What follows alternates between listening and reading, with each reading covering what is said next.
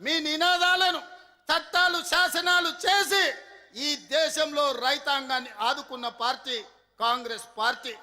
ఈరోజు ఈ దేశంలో రాజ్యాంగాన్ని మార్చడానికి, పేదల హక్కులను కొల్లగొట్టడానికి మొన్న జరిగిన ఎన్నికల్లో భారతీయ జనతా పార్టీ 400 సీట్లు అడిగింది రాజ్యాంగాన్ని సమూలంగా మార్చాలి అని. కానీ ప్రజలు, కమ్యూనిస్టులు, కాంగ్రెస్ పార్టీ, మా నాయకుడు రాహుల్ గాంధీ గారు అందరితో నిలబడి కాంగ్రెస్కు అధికారం ఇవ్వండి, ఒకవేళ బీజేపీకి 400 సీట్లు ఇస్తే రాజ్యాంగాన్ని సమూలంగా మారుస్తారు, రిజర్వేషన్లు రద్దు చేస్తారని ప్రతి గ్రామానికి వెళ్ళి చెప్పిండు. అందుకే ఈనాడు బీజేపీకి 240 సీట్ల దగ్గరనే ఆగింది. మరి పరోక్షంగా ఈనాడు మళ్ళీ రాజ్యాంగాన్ని చెరబట్టడానికి భారతీయ జనతా పార్టీ ప్రయత్నం చేస్తుంది. దాంట్లో భాగంగానే ఎస్ఐఆర్ తీసుకొచ్చిండ్రు, పేదల ఓటు హక్కును తొలగిస్తున్నారు. ఇది ఈనాటి ప్రయత్నం కాదు. ఆనాడు భారత రాజ్యాంగం ఏ విధంగా ఉండాలో డాక్టర్ బాబాసాహెబ్ అంబేద్కర్ ని చైర్పర్సన్ గా పెట్టి కాన్స్టిట్యూయెంట్ అసెంబ్లీలో చర్చ జరిగినప్పుడు గోల్వాల్కర్ సిద్ధాంతం నమ్మినోళ్ళు పేదలకు ఓటు హక్కు ఉండొద్దు అన్నారు. ఆనాడు డాక్టర్ బాబాసాహెబ్ అంబేద్కర్, మహాత్మా గాంధీ గారు పేదలకు ఓటు అనే హక్కు ఆయుధాన్ని చేతిలో పెట్టి పరిపాలన చెయ్యడానికి ఎవరు ఉండాలో నిర్ణయించమనే అధికారం ఇచ్చిండు. మరి ఈనాడు ఆ ఓటు హక్కును తొలగించడానికి బీజేపీ ఎస్ఐఆర్ ఉపయోగిస్తున్నది.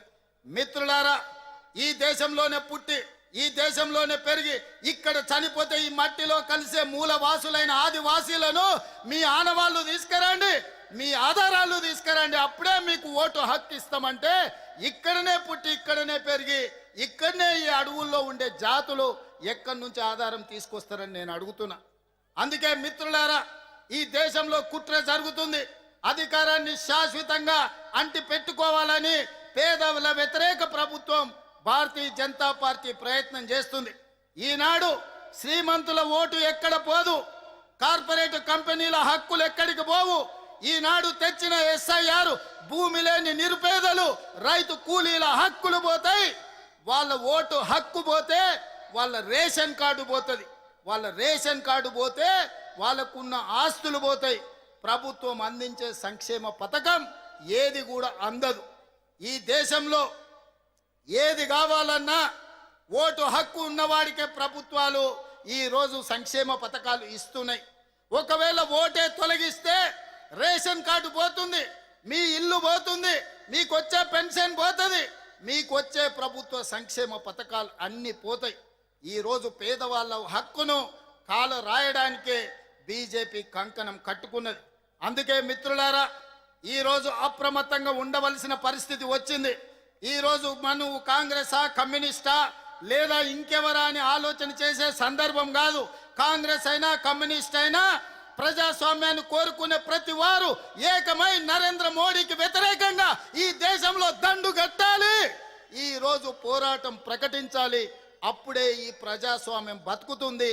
ప్రజాస్వామ్యాన్ని బ్రతికించడానికి, పేద ప్రజల హక్కులు కాపాడడానికి మనందరం కలిసికట్టుగా పని చెయ్యాలి. అందుకే ఎర్రజెండా సోదరులు ఆహ్వానించగానే తప్పకుండా ఖమ్మం వస్తా, 100 సంవత్సరాల మీ శత జయంతి ఉత్సవాలలో పాల్గొంటా. ఇవాళ మీరు వేరు మేము వేరు కాదు, మీరు ప్రజల కోసం కష్టపడతారు, ప్రజల కోసం కొట్లాడతారు.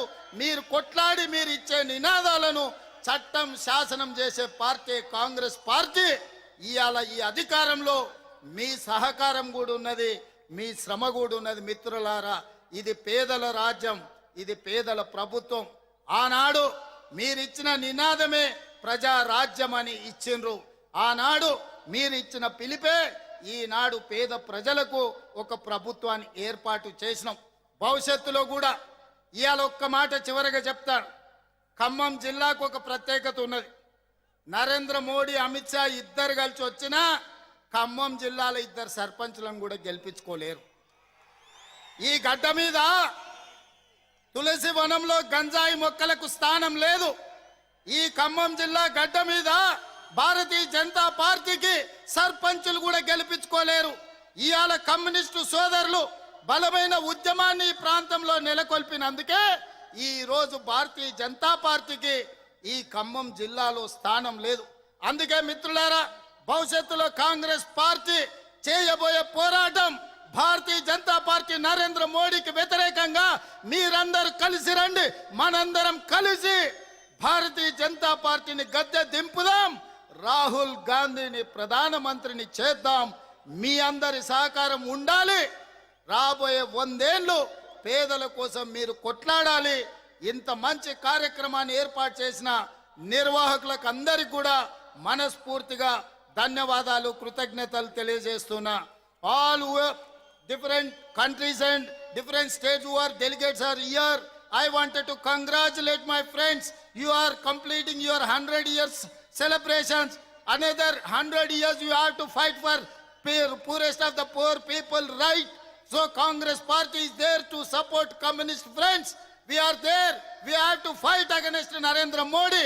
The fascist government Narendra Modi has to step down from the prime minister post. Till then, we have to fight against Bharatiya Janata Party. Thank you and everyone. ఎర్ర జెండె నీయలో